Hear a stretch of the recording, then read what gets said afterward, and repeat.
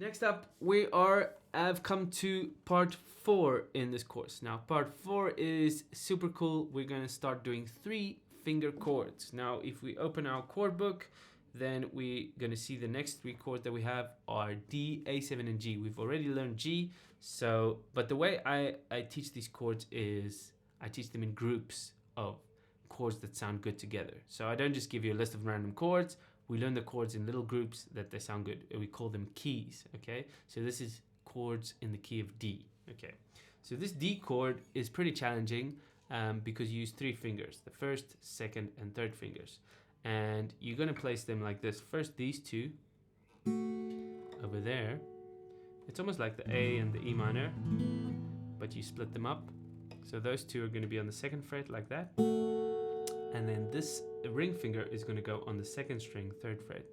And you're going to play from the 4th string down. And make sure you play very nice and close to the frets. No, don't move it this way. Play close to the frets. And make sure your thumb is at the back of the neck, like that. And you've got an air gap in between here. Okay, there.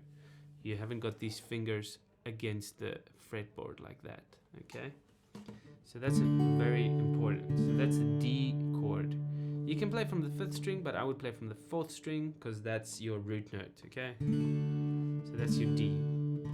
Now the next new chord, the A7, is very similar to the D because you just take off the 3rd finger, right? And then move these 2 fingers up 1 string. And then you get an A7. So we've got D, D, D, D, A7, A7, we got D, and then A7,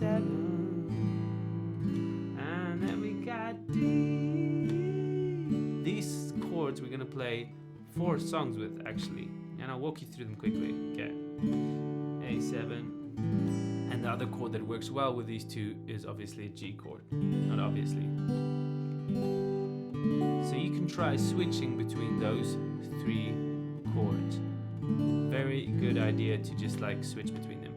And what you can also do is Justin Guitar has this thing where he does 1-minute chord changes. So for 1 minute you just switch between 2 chords. So you practice D and then A, and then D and then A.